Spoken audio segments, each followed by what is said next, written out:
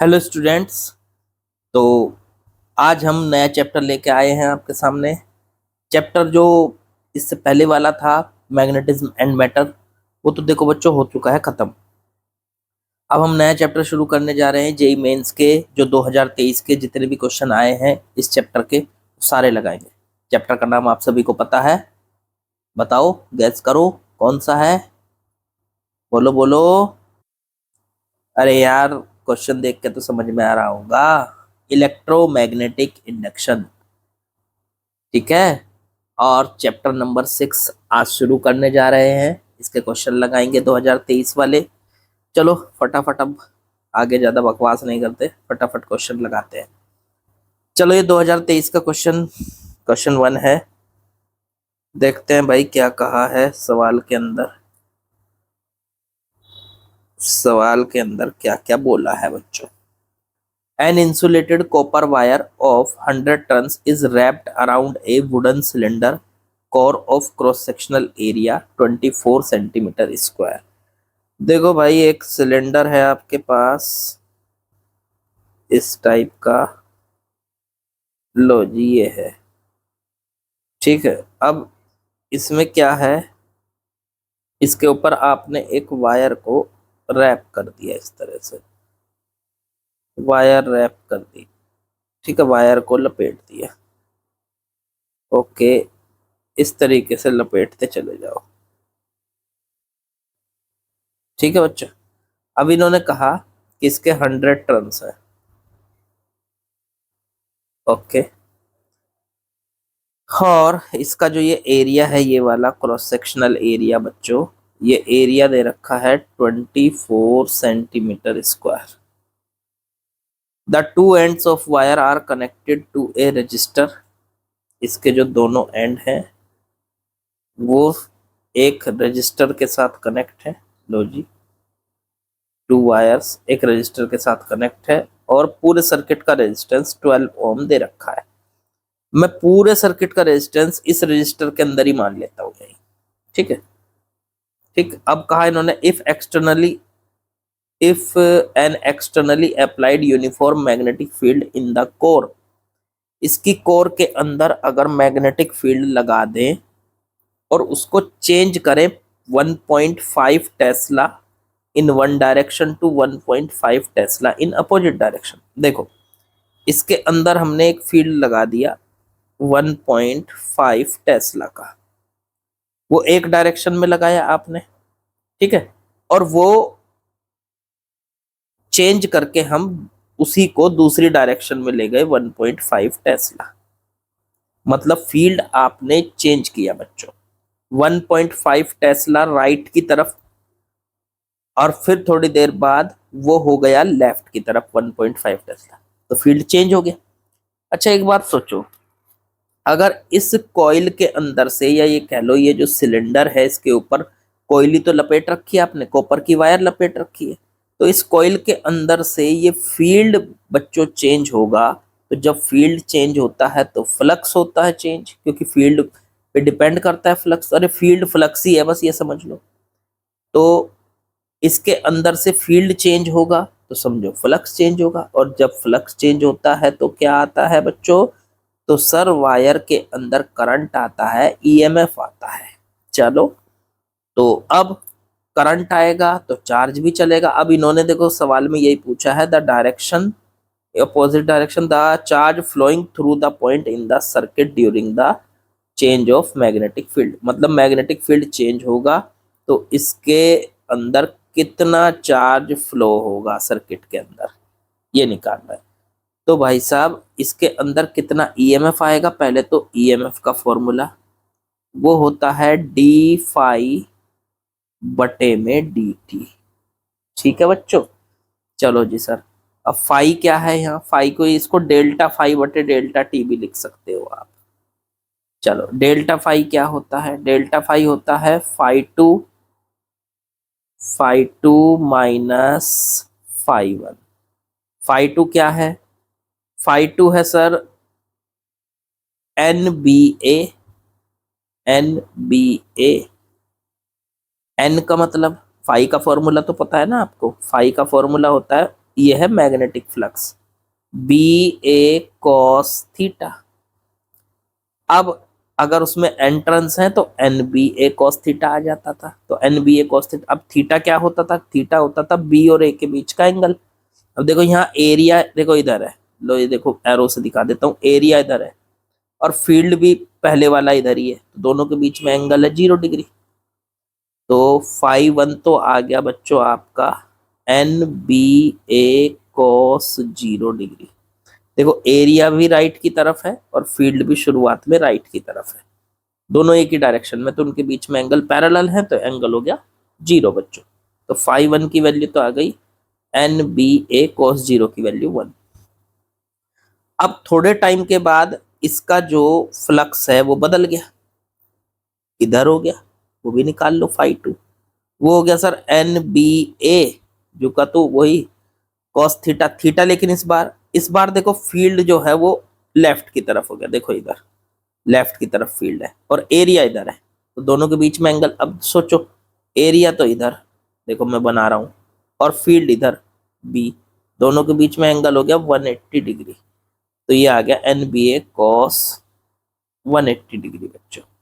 Cos 180 की value -1, तो minus N B ए आ गया बच्चों। ये फाई टू आ गया, फाई टू को उठा के रख दो, फाइव वन फाई टू तो हो गया माइनस एन बी ए, और देखो ये यहाँ पे और माइनस में फाइव वन हो गया एन बी ए। चेक करो माइनस का 2 NBA आ गया, ये डेल्टा फाई की वैल्यू आ गई।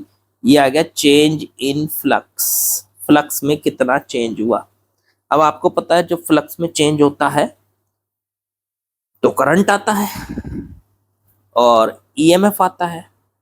अब एक बात सोचो, करंट ईएमएफ, हमने तो चार्ज पूछा है सर हमारे से, तो कोई बात नहीं, ईएमएफ का फॉर्मूला होता है ई बराबर डेल्टा फाई बटे डेल्टा टी।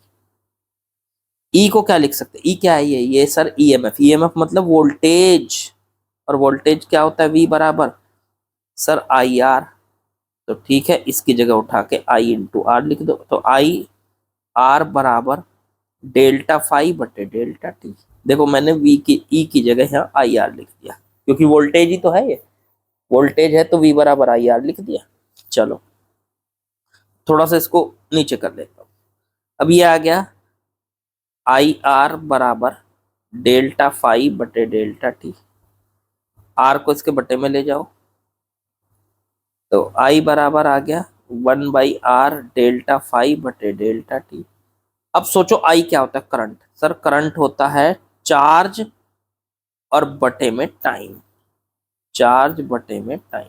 चार्ज हो गया डेल्टा क्यू और बटे में टाइम हो गया डेल्टा टी। चलो जी आई की जगह रख दो डेल्टा क्यू और बटे में डेल्टा टी बराबर 1/r डेल्टा फाई बटे डेल्टा टी। डेल्टा टी से डेल्टा टी कट गया, क्यू का फॉर्मूला आ गया हमारे पास डेल्टा क्यू बराबर 1/r डेल्टा फाई।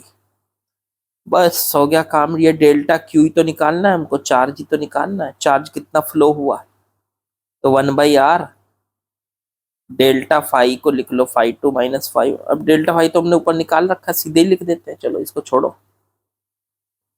आर की भी वैल्यू सीधे लिख दो।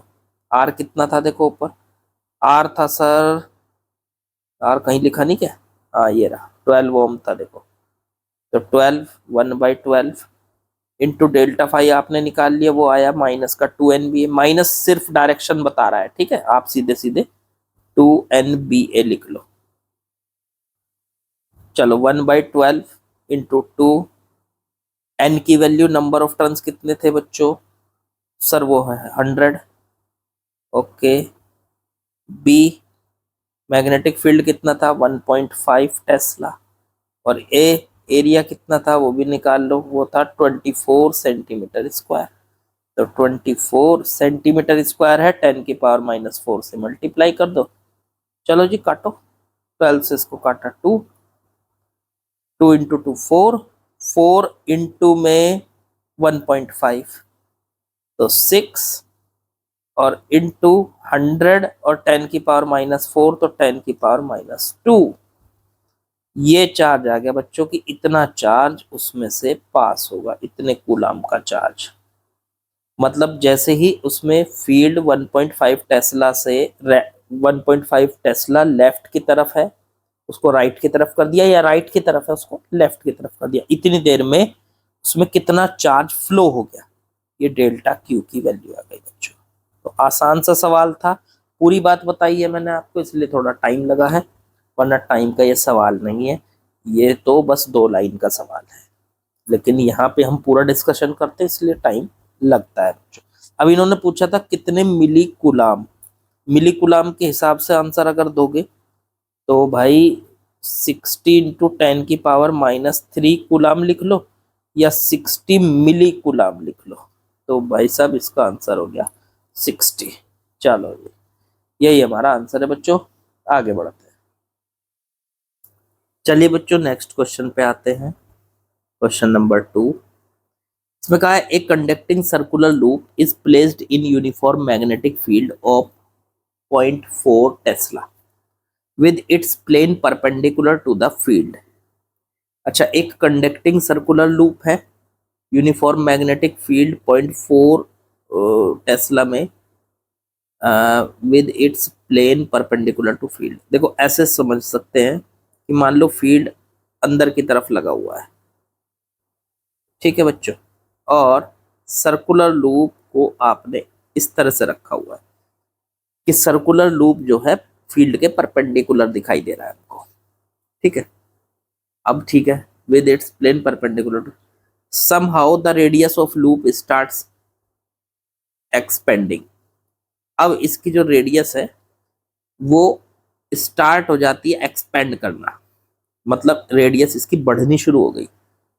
अब रेडियस के बढ़ने का देखो ये रेट दे रखा है, expanding at a constant rate, मतलब रेडियस के बढ़ने का रेट dr/dt। देखो रेट का मतलब होता है, देखो आप ना थोड़ा सा आइडिया यूनिट से लगा सकते हो, ये है ना 1 mm/सेकेंड, मतलब रेडियस, mm ऊपर तो है रेडियस, mm में तो रेडियस ही होगी, और बटे सेकेंड, सेकेंड का मतलब टाइम, तो dr/dt की वैल्यू दे रखी 1 mm/सेकेंड।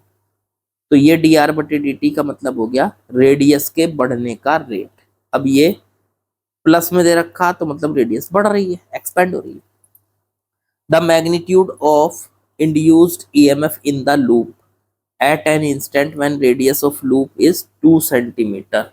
जब इसकी रेडियस 2 सेंटीमीटर हो जाएगी उस टाइम पे इसके अंदर कितना ईएमएफ होगा।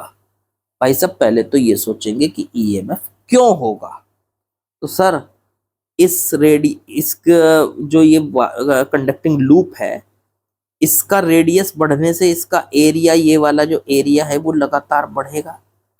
अब एरिया बढ़ेगा तो इसके अंदर से ज्यादा फील्ड लाइनें निकलेंगी, और ज्यादा फील्ड लाइनें निकलेंगी तो इसका मतलब हुआ कि भाई साहब इसका फ्लक्स बदल रहा है, और फ्लक्स बदलेगा तो आपको पता है करंट आ जाएगा, ईएमएफ आ जाएगा, इस लूप के अंदर ईएमएफ आ जाएगा। तो चलो भाई इसका ईएमएफ भी निकाल देते हैं। अब आपको पता होना चाहिए पहले तो इसका फ्लक्स कितना है, फिलहाल कितना है, तो सर फ्लक्स अभी फिलहाल इसका फ्लक्स का फॉर्मूला होता है BA cos थीटा। अगर n टर्न्स होंगे तो NBA cos थीटा। अब टर्न्स वगैरह तो कुछ दिए नहीं इन्होंने, चलो ठीक है, तो BA cos थीटा लिखेंगे। B मैग्नेटिक फील्ड 0.4 टेस्ला है सर, एरिया, एरिया हो गया सर πr², एरिया इसकी radius πr², cos theta, cos phi लिख दिया मैंने, चलो कोई बात नहीं, वो हो गया सर 0 डिग्री। अब आपका होगा सर 90 डिग्री, अरे नहीं ये तो कोइल तो फील्ड के परपेंडिकुलर है, लेकिन कोइल का जो एरिया वेक्टर होता है वो खुद कोइल के परपेंडिकुलर होता है। अब वो कोइल के परपेंडिकुलर, और कोइल और जो है फील्ड भी कोइल के परपेंडिकुलर। देखो ऐसे है, जैसे कोइल है ये, इसका जो एरिया वेक्टर है वो अंदर की तरफ मान लिया मैंने, अंदर की ओर। अब देखो 3D में तो अंदर की ओर दिखा नहीं सकते ऐसे, और फील्ड भी अंदर की तरफ है, तो एरिया, कोइल का एरिया और फील्ड के बीच में जो एंगल है दोनों अंदर की तरफ है, तो उनके बीच का एंगल 0 डिग्री हो गया, तो cos 0 आ गया। तो बच्चों ये सॉल्व करके आ गया 0.4 पाई आर स्क्वायर, ये फाई की वैल्यू होगी। इसके अंदर का जो फ्लक्स इसके अंदर से निकल रहा है वो आ गया आपका। अब देखो आर बदलेगा, सोचो आर बदलेगा, यहाँ पे जहां मैं एरो दिखा रहा हूं आर बदलेगा तो फाई भी बदलेगा। अब आर के बदलने का रेट दे रखा है, फाई के बदलने का रेट क्या होता है, ईएमएफ होता है। तो इस इक्वेशन का मैं डिफरेंशियल करने जा रहा हूँ। फाई का डिफरेंशियल कर दिया डी फाई बटे डी टी, इधर का भी कर दो, 0.4 को बाहर ले लो, पाई को बाहर ले लो, कांस्टेंट है, डी बटे डी टी कर दो आर स्क्वायर का। अब आर स्क्वायर का डिफरेंशियल करेंगे टी मान के, चेन रूल लगा के, तो डी फाई बटे डी टी बराबर 0.4 आर स्क्वायर, आर को मान लो टी बच्चों, टी, तो टी का स्क्वायर, चेन रूल लगा रहा हूं। चेन रूल कैसे लगाते हैं, तो उसके लिए आपको पहले इसको टी मानना है, टी का स्क्वायर हो गया, और टी स्क्वायर का डिफरेंशियल क्या होता है 2t, पावर सामने आ जाती है, तो इसका हो गया 2r, और फिर जिसे चेन रूल में जिसे आप टी मानते हो उसके डिफरेंशियल से कर दो मल्टीप्लाई। तो अब r के डिफरेंशियल से कर दो, r को माना था ना आपने t, तो r के डिफरेंशियल से कर दो मल्टीप्लाई डी आर बटे डी टी। चलो जी इतना हो गया। अब यहां से डी फाई बटे डी टी क्या होता है, ये डी फाई बटे डी टी ये होता है E M F E, 0.4 into two तो 0.8 आर, और डी आर बटे डी टी आ गया। अब डी आर बटे डी टी की वैल्यू बच्चों कितनी दे रखी है 1, तो 0.8 इंटू आर की वैल्यू 2 सेंटीमीटर, जब रेडियस 2 सेंटीमीटर हो जाएगी तो आर हो गया 2 सेंटीमीटर को मीटर में बदलने के लिए 10 की पावर -2, और डी आर बटे डी टी हो गया 1 mm पर सेकेंड, तो 1 mm को 10 की पावर -3 से मल्टीप्लाई कर दो, ये मीटर बन जाएगा, नहीं वो सॉरी, हाँ मीटर बन जाएगा mm से, और मीटर पर सेकंड आ जाएगा। ये सारी एसआई यूनिट में रख दिया मैंने। अब आंसर चेक करो, 0.8 इंटू टू तो 1.6 इंटू 10 की पावर -2 -3 -5 वोल्ट आ गया बच्चों। इसे आप 16 इंटू 10 की पावर -6 वोल्ट लिख सकते हो, या 16 माइक्रो वोल्ट लिख सकते हो बच्चों।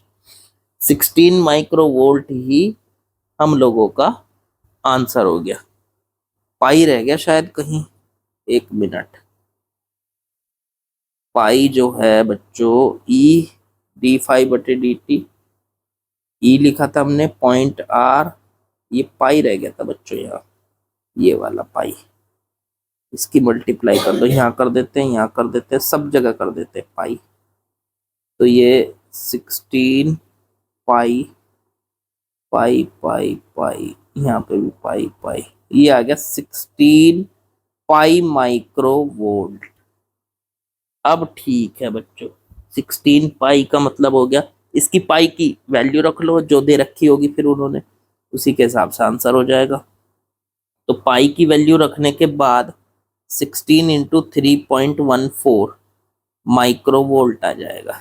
इसकी मल्टीप्लाई करो तो इसकी मल्टीप्लाई आ रही है 50.24, मैंने कैलकुलेटर में करके देख ली, मैं इतनी आप लोगों के लिए कैलकुलेशन नहीं करूंगा, मैंने तो कैलकुलेटर में करके देख ली, ये आ रही है 50.24 माइक्रो वोल्ट। ठीक है, तो यहाँ पर आंसर आ जाएगा 50.24 माइक्रो वोल्ट बच्चों। ठीक है बच्चों, आसान सवाल था ये भी, कोई ज्यादा वो नहीं।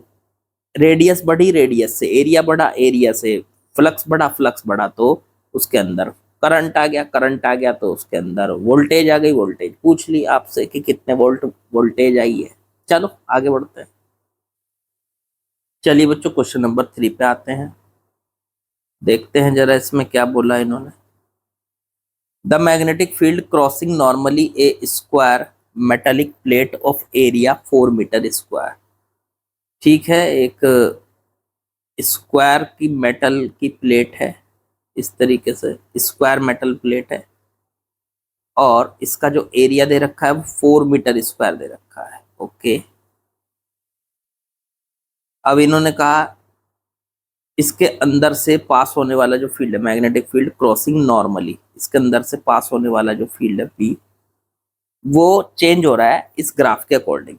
मतलब टी बराबर देखो 0 पे फील्ड भी 0 था, 1 पे 2 हो गया, 2 पे 4 हो गया, 3 पे 6 हो गया, 4 पे 8 हो गया। इस तरीके से चेंज हो रहा है इस ग्राफ के हिसाब से, ठीक है।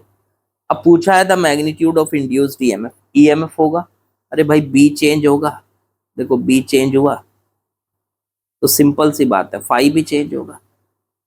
और जब किसी कॉइल के अंदर से, किसी भी कॉइल के अंदर से, ये स्क्वायर मेटल की प्लेट है तो उसके अंदर से जब भी कोई फ्लक्स बदलेगा, मैग्नेटिक फ्लक्स बदलेगा, तो भाई साहब उसके अंदर एक ईएमएफ इंड्यूस्ड हो जाएगा। अब ये ईएमएफ कितना होगा, तो उसके लिए फॉर्मूला होता है ई बराबर डेल्टा फाई बटे डेल्टा टी। डेल्टा फाई को लिख लो phi two minus phi one बटे में डेल्टा टी। अब phi two minus phi one वो होता है बी ए कॉस थीटा। अब बी उस टाइम पे कितना है, एरिया तो फिक्स है, बी टू कह दो इसको। अब देखो ये कहाँ पे दिया है, टी बराबर 2 सेकंड से टी बराबर 4 सेकंड। तो टी बराबर 4 सेकंड पे ये जो बी की वैल्यू है ये बी2 है, ये जो बी की वैल्यू है बच्चों। और टी बराबर 2 सेकंड पे जो ये बी की वैल्यू है ये बी1 है। तो बी2 ए, और नॉर्मली उसमें निकल रहा है एरिया की और इसकी जो डायरेक्शन है बी की और एरिया की जो डायरेक्शन है उनके बीच का एंगल cos 0, तो यहाँ आ गया cos 0 डिग्री। फिर माइनस फाइव वन जो होगा वो हो जाएगा बी वन ए cos 0 डिग्री और बटे में डेल्टा टी। cos 0 तो 1 हो जाएगा, तो बी2 माइनस बी1 ए को ले लो कॉमन और बटे में डेल्टा टी। बी2 माइनस बी1, बी2 कितना था 8 माइनस बी1 कितना था 4 इंटू एरिया, एरिया है 4 और बटे में पर ये मिली टेस्ला में दिया है शायद, मिली टेस्ला में। मिली टेस्ला के लिए हम बी को टेस्ला में बदलने के लिए 10 की पावर माइनस 3 से मल्टीप्लाई करते हैं। बटे में टाइम, टाइम कितना है बच्चों, डेल्टा टी हो गया, T2 माइनस T1 कह सकते हो आप। तो T1 तो है 2 सेकंड और T2 है 4 सेकंड, तो 4 माइनस 2 ये आ गया डेल्टा टी। ऊपर बचा 8 माइनस 4, 4 इंटू 10 की पावर माइनस 3 बटे 4 माइनस 2 2, ये इससे कटा 2, 2 इंटू 4 8 इंटू 10 की पावर माइनस 3, ये आ गया वोल्ट। अगर कहो तो 8 मिली वोल्ट कह सकते हो आप इसको। आंसर यहाँ पे 8 बन गया, 8 मिली वोल्ट। ठीक बच्चों, तो आसान सवाल था बिल्कुल। आप ग्राफ देख के पता लगा सकते हो कि किस टाइम पे कितना फील्ड है, उसके हिसाब से आप इसको रख के आसानी से आंसर कर सकते हो। ठीक, चलो आगे बढ़ते हैं बच्चों। चलिए क्वेश्चन नंबर 4 में आते हैं बच्चों। इन्होंने दिया है the induced EMF can be produced in A coil. किसी कॉइल के अंदर ईएमएफ को कैसे इंड्यूस्ड किया जा सकता है, मतलब ईएमएफ कब आता है कॉइल के अंदर। पहला ऑप्शन, मतलब पहला स्टेटमेंट का, वो पहला statement, moving coil with uniform speed inside magnetic field. अगर किसी मैग्नेटिक फील्ड के अंदर कोई कॉइल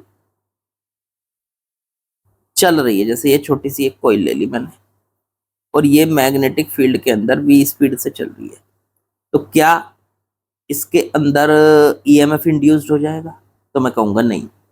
वजह यह है कि अगर फिलहाल इसके अंदर से मान लो 50 लाइनें पास हो रही है तो ये फील्ड के अंदर है। थोड़ा सा आगे भी अगर चली जाएगी तो फील्ड तो हर जगह एक जैसा ही लगा हुआ है ना। जब यह यहाँ चली जाएगी आगे तो भी इसका एरिया वगैरह तो कुछ बदला नहीं। अब भी इसके अंदर से 50 ही लाइनें निकल रही होगी, देखो यहाँ से 50 लाइनें हैं तो यही 50 लाइनें पहले थी, यही 50 लाइनें यहाँ है। तो ये लाइनों की जो नंबर होता है, लाइनों की जो संख्या होती है उसी तो फाई कहते हैं। तो यहाँ आपका जो फाई है, फाई का मतलब मैग्नेटिक फ्लक्स, और यहाँ का जो फाई है मैग्नेटिक फ्लक्स, दोनों बराबर हैं, कोई चेंज नहीं आया। और जब मैग्नेटिक फ्लक्स बराबर होता है कोई चेंज नहीं आता, तो उसके अंदर कोई ईएमएफ नहीं आता, क्योंकि ईएमएफ का फॉर्मूला होता है डेल्टा फाई बटे डेल्टा टी। अब फाई वन और फाई टू दोनों बराबर है, phi two minus phi one बटे डेल्टा टी, फाई टू से फाई वन कट गया, ऊपर बच गया जीरो, तो आंसर जीरो है। ये आप सीधी सीधी से एक बात कह सकते हो कि जब किसी कॉइल के अंदर फ्लक्स नहीं बदलेगा तो ईएमएफ भी नहीं आएगा। तो अगर ये v स्पीड से आगे चल रही होगी तो भी इसके अंदर फ्लक्स नहीं बदल रहा है और ईएमएफ नहीं आएगा, तो स्टेटमेंट ए तो हो गया इनकरेक्ट। अच्छा आगे बढ़ो, moving coil with non uniform speed, अगर ये स्पीड इसकी बदल भी रही होती, यही सेम केस, स्पीड बदल रही है, मान लो अभी v थी, थोड़ी देर बाद 2v हो गई, देखो स्पीड से भी कोई फर्क नहीं पड़ने वाला, अभी भी चल तो ये उसी फील्ड के अंदर रही है, इसमें पहले 50 लाइनें निकल रही थी, अब भी 50 लाइनें निकलेगी, स्पीड से क्या फर्क पड़ रहा है, थोड़ी आगे चली जाएगी पर चल तो उसी फील्ड के अंदर रही है, ठीक है। तो अब भी 50 लाइनें परपेंडिकुलर निकल रही हैं, पहले भी 50 लाइनें परपेंडिकुलर निकल रही थी, तो अभी भी इसके अंदर कोई ईएमएफ नहीं आएगा, तो इसका मतलब बी भी हमारा इनकरेक्ट होगा। ईएमएफ इन पहले दो स्टेटमेंट से ईएमएफ प्रोड्यूस नहीं हो रहा है। तीसरे नंबर पे आ जाओ, रोटेटिंग कोयल, हाँ रोटेटिंग कोयल डायनोमा इसी बेसिस पे बनता है, अगर कोयल रोटेट होगी, देखो ये कोयल है, अगर ये रोटेट होगी बच्चों, इसके अंदर एक कॉइल है और अगर वो अपनी एक्सिस पे रोटेट होनी शुरू हो गई अपनी एक्सिस पे, तो फिर उसके अंदर की लाइनें बदलेंगी। कैसे? क्योंकि देखो अभी ये सामने से दिखाई दे रही है, तो मान लो इसके अंदर से ऐसे 50 लाइनें निकल रही है, थोड़ी देर बाद ये घूम के ऐसी हो जाएगी, देखो सामने से ऐसे दिखाई देगी आपको घूम के, अब इसके अंदर से जो लाइनें निकलेंगी ये देखो कम निकलेंगी, पहले 50 निकल रही थी, हो सकता है अब 10 निकलने लगे, ठीक। तो जैसे जैसे ये घूमेगी तो लाइनों की संख्या बदलेगी, फ्लक्स बदलेगा, फ्लक्स बदलेगा तो भाई सीधी सी बात है, फ्लक्स बदलता है तो उसके अंदर ईएमएफ प्रोड्यूस हो जाता है, तो सी पॉइंट में ईएमएफ प्रोड्यूस हो रहा है। अगला पॉइंट है changing the area of coil, coil का एरिया अगर बदलने लगे तो भाई साहब फिर भी अगर एरिया बदलेगा तो भी फ्लक्स बदलेगा। मान लो कॉइल है, छोटी कॉइल है, देखो ये, ठीक है, अभी इसके अंदर से लाइनें निकल रही हैं 10, आपका इसका एरिया बदल के हो गया ज्यादा, तो अब इसके अंदर से लाइनें निकल रही हैं 20 इसके अंदर से, तो जैसे जैसे एरिया बढ़ेगा लाइनों की संख्या बढ़ती चली जाएगी, तो इसका मतलब फाई जो है वो लगातार बदलेगा, चेंज होगा, और जब फाई चेंज होता है तो उसके अंदर ईएमएफ आ जाता है, करंट आ जाता है, तो डी वाले केस में भी ईएमएफ आ रहा है और सी वाले में भी आ रहा है, बाकी पहले ए और बी में नहीं आ रहा है, तो आंसर हमारा बैठेगा बी डी, नहीं सी डी होना चाहिए, सी डी तो डी ऑप्शन है बच्चों, तो डी ऑप्शन है, आसान सा सवाल है, ये सब आप पढ़ के आते हो कि ईएमएफ कब इंड्यूस्ड होता है, ईएमएफ तब इंड्यूस्ड होता है जब हम उसके अंदर का फ्लक्स बदलते हैं, चाहे किसी भी तरीके से बदले, तरीका वो आपको खुद से देगा, या खुद से सोचो कि कौन सा तरीका हम लगाएं कि उसका ईएमएफ बदल जाए। ठीक बच्चों, चलो आगे बढ़ते हैं भाई। चलिए बच्चों नेक्स्ट क्वेश्चन पे आते हैं, क्वेश्चन नंबर 5। थोड़ा सा देखो मैंने बड़ा दिखाया आपको ताकि आपको परेशानी ना हो। ये देखिए सॉल्यूशन करते हैं अब इसका। तो इसमें क्या कहा है, a coil is placed in magnetic field such that plane of coil is perpendicular to the direction of magnetic field. ये हो गई भाई साहब आपकी कॉइल, इसके अंदर मैग्नेटिक फील्ड, बाहर मैग्नेटिक फील्ड जो लगा हुआ है वो परपेंडिकुलर लगा हुआ है, चलो ठीक है परपेंडिकुलर लगा हुआ है भाई, ठीक। अब इन्होंने कहा है magnetic flux through the coil can be changed, इसके अंदर का फ्लक्स, फ्लक्स का मतलब इसके अंदर से निकलने वाली जो ये लाइनें हैं फील्ड की, कैन बी चेंज्ड, चेंज हो सकती है। पहला स्टेटमेंट दिया है क्या क्या करने से चेंज होंगी, by changing the magnitude of magnetic field, बिल्कुल ये मैग्नेटिक फील्ड बी है, अभी ये 1 टेस्ला का है, अगर आपने इसको 2 टेस्ला कर दिया तो भाई सीधी सी बात है 2 टेस्ला में ये लाइनें भी डबल हो जाएंगी, देखो इसके अंदर से जितनी लाइनें निकल रही, तो पहला ऑप्शन मतलब पहला स्टेटमेंट बिल्कुल करेक्ट है। अगर आप मैग्नीट्यूड बदलते हैं मैग्नेटिक फील्ड का, तो कॉइल के अंदर से निकलने वाला जो फ्लक्स है वो चेंज हो जाएगा। चलो सेकंड पढ़ो। By changing the area of coil with in the magnetic field, उसी मैग्नेटिक फील्ड में रखे रखे अगर एरिया बदलोगे, हाँ बिल्कुल उसमें भी हो जाएगा भाई। अभी मान लो देखो ये है ऐसे, इस तरह से ये एरिया है, ठीक है। अब ये एरिया बदल के बढ़ गया, देखो ऐसे हो गया। तो अभी तक तो इसके अंदर से मान लो 10 लाइनें निकल रही थी, एरिया बढ़ने से वही लाइनें ज्यादा निकलने लगेंगी, ज्यादा एरिया कवर करने से ज्यादा लाइनें निकलने लगेंगी। तो भाई ये भी बैठ रहा है, सेकंड भी हो गया स्टेटमेंट। फिर third, by changing the angle between, हाँ एंगल भी, एंगल से चेंज करने से क्या होता है, अरे फाई सीधे सीधे ये नहीं होता क्या, B A cos theta, B के बदला तो भी देखो चेंज हो गया, ए को बदला तो भी, पहला केस बी को बदलना था देखो ये वाला, ये तो इसमें तो बी बदला था, दूसरे केस में एरिया बदला तो भी फाई बदला। अब एंगल बदलोगे तो कोस थीटा पे डिपेंड करता है देखो फाई, तो भी ये बदलेगा, तो पहले दूसरे और तीसरे तीनों केस में बदलेगा। अब आया fourth, by reversing the magnetic field direction abruptly without changing its magnitude, मतलब हम मैग्नेटिक फील्ड की डायरेक्शन को रिवर्स कर दें विदाउट चेंजिंग इट्स मैग्नीट्यूड, मतलब मैग्नीट्यूड को तो उसके ना बदले, ठीक है। और मैग्नेटिक फील्ड की डायरेक्शन को, देखो ये जो वर्ड लिखा है ना इन्होंने, इसका मतलब होता है बच्चों एकाएक, एकाएक, एकाएक का मतलब होता है अचानक से। तो ये जो फील्ड कहा इन्होंने कि bye reversing the magnetic field direction abruptly without changing it's magnetic magnitude, मतलब इसका मैग्नीट्यूड चेंज हुए बिना, जैसे अभी यहाँ पे इधर इधर जो है फील्ड लगा हुआ है मान लो 10 टेस्ला का, और एकदम से आप 10 से, जैसे 10 टेस्ला है उससे 9 टेस्ला, फिर होना चाहिए 8 टेस्ला, और फिर इधर जाके हुआ 10 टेस्ला। इन्होंने क्या कहा कि फील्ड को आपने इस तरह से चेंज नहीं किया कि जैसे अभी यहाँ पे 10 से घटा के 9 करो, 9 से घटा के 8 करो, 8 से घटा के 5 करो, 5 से घटा के फिर 0 करो, और 0 से फिर इधर बढ़ाओ 1 2 3 5, और फिर इधर बढ़ के ये 10 हो जाए, ऐसा नहीं करा इन्होंने। और देखो आपको मैं बताऊं, जब आप देखो सीधी सी बात है, जब फ्लक्स को आप चेंज करते हो तो फ्लक्स एकदम से चेंज नहीं होता कि फ्लक्स अभी देखो इसके अंदर से 1,00,000 लाइनें थी और फिर एकदम 0 हो गई, ऐसा नहीं होता।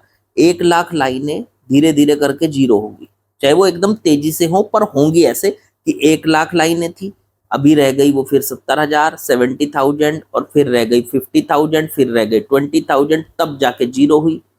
तो इस तरीके से हमेशा फील्ड बदलता है, तभी उसके अंदर मैग्नेटिक फील्ड जब इस तरह से बदलेगा तभी उसके अंदर का माना जाता है कि उसके अंदर का फ्लक्स बदल रहा है। ऐसे नहीं होता कि एकदम से अभी 10 टेस्ला था, 10 से 9 भी नहीं हुआ, वो अब दूसरी डायरेक्शन में 10 हो गया, ऐसा नहीं होता है, ठीक है। और अगर ऐसा हो रहा है तो हम ये नहीं मानते कि इसमें से फ्लक्स बदल रहा है, क्योंकि फ्लक्स तो ना तो लाइनें बढ़ी घटी कुछ पता ही नहीं चला, वो तो ना कम हुई ना ज्यादा हुई, इस तरीके से पता क्या चला आपको। तो इसलिए हम ऑप्शन डी को करेक्ट नहीं मान सकते।